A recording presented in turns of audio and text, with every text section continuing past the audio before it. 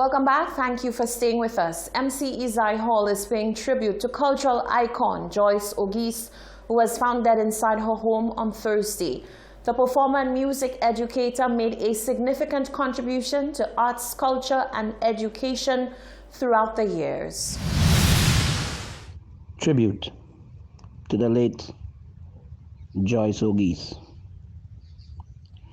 To arts and culture, she gave her voice, music to entertain, music to rejoice, elegance and class on and off the stage. With energy and passion, she seemed to never age.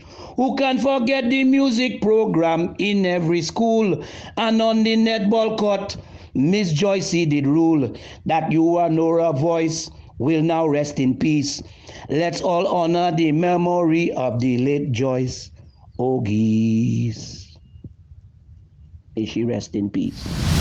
Health Minister Mary Isaac has addressed concerns surrounding the proposed reopening of St. Lucia's borders and the resumption of tourism-related activity. Isaac expressed confidence in the country's approach, touting St. Lucia's success in containing the virus to date.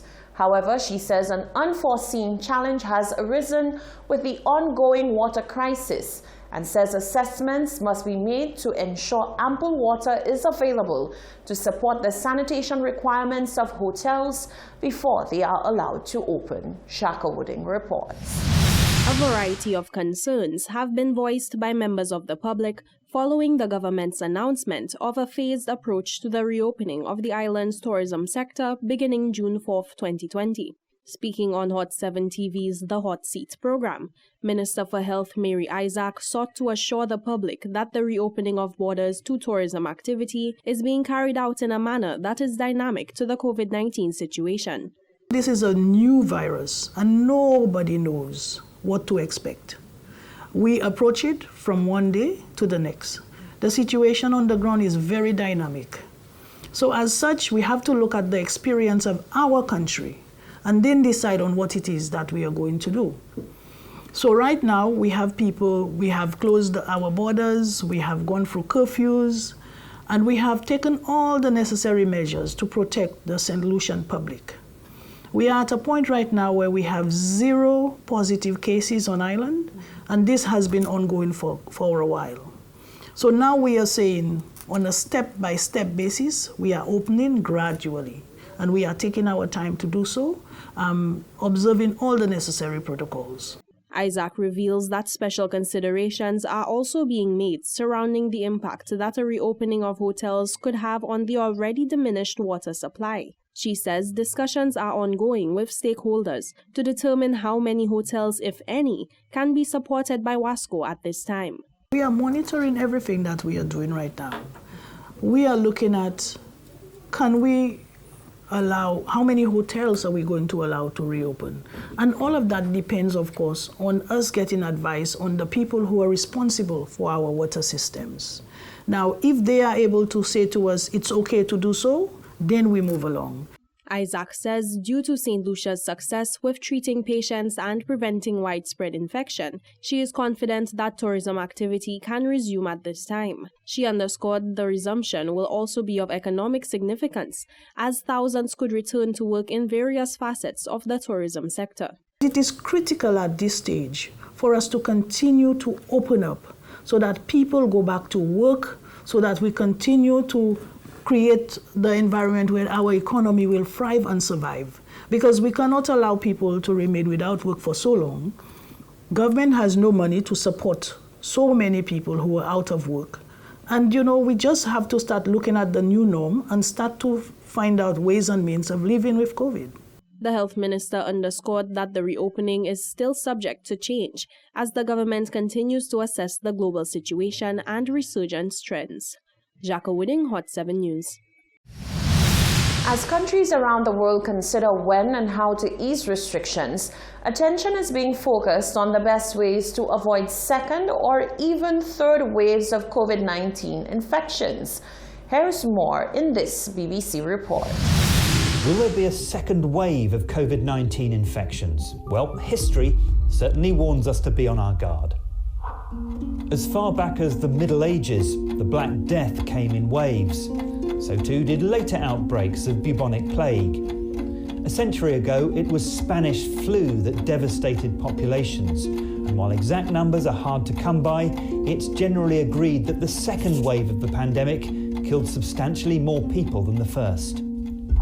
Healthcare systems were, of course, not nearly as good as they are now, nor was medical or information technology. More recently, second outbreaks of dangerous viruses like SARS or MERS have by and large been avoided, partly because they were less infectious than COVID-19. But other big flu pandemics like the swine flu have had second waves. So what does that mean for us now? For starters, no two viruses are exactly the same, and no epidemics of infectious diseases behave in precisely the same way. But we know infectious diseases spread when people who have the infection come into contact with people who don't. An outbreak will continue to grow as long as the average number of people infected by a person with the virus is greater than 1. That's what's known as the reproductive or R number, and keeping it below 1 is critically important, which is why measures such as social distancing and contact tracing will be part of all our lives for some time to come. We also need to know more about how long any immunity for COVID-19 might last amongst people who've already had it once. And we need to find out whether there's any significant seasonal variation in the way the virus spreads. Experts have warned of the danger of coronavirus re-emerging during the winter flu season in Europe and the United States, when health systems are already under huge pressure. They're also watching closely to see if the virus mutates to become more or less lethal. So there are a host of factors to take into account when trying to plan for a potential second wave. It's not certain that one will happen, and the early development of a reliable vaccine would be a game-changing moment. But until then, if mistakes are made when changing control measures, the virus could spread rapidly all over again. Members of the public are being very vocal on the policy decisions that the government has announced as the country moves forward in hopes of resuscitating the economy amid the economic fallout from COVID-19. Here's what they think about the reopening of St. Lucia's borders. International borders will be opened come June 2020. Where does that leave St. Lucia, given that these very borders will be opened to the United States first, a country with the highest presence of COVID-19 to date? Let's find out how the public feels about this move. No, I think it's a risk. Don't think it's tough in that country. We need tourism to come in, but it's a risk. Take a little time before you do that. We don't know who have it, who don't have it. About opening the borders to America, I don't mind opening to America, but they have to have a lot of measurements first, and people have to know about it. What's going to happen in the country when they come down, what will happen to them, where they're going to be housed, and them kind of different things. Because I hope they'll not be on the road among us. Understand? Because I feel like it's bad, eh? But once they could stay in the hotels and different places, I have no problem with that.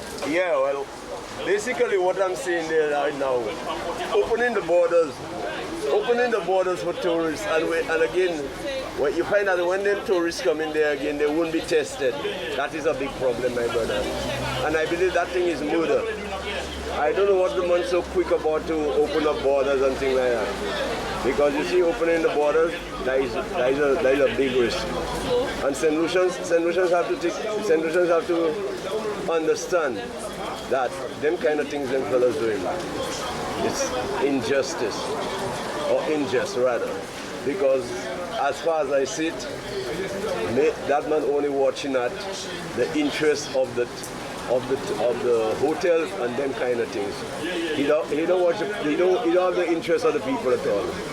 I'm not being political, but I mean I'm just making people understand that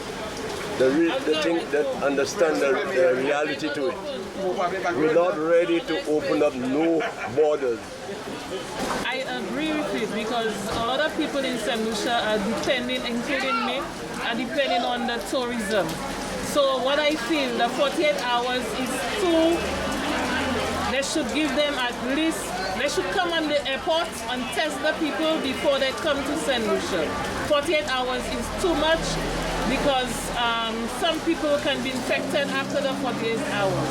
So at least before boarding the flight, they should have them checked before boarding the flight.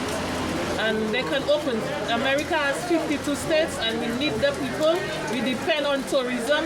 We don't have no agriculture in the island. And another thing, I would like our Prime Minister to go into agriculture so that the next time something like that happens, we don't suffer so much. These were your views.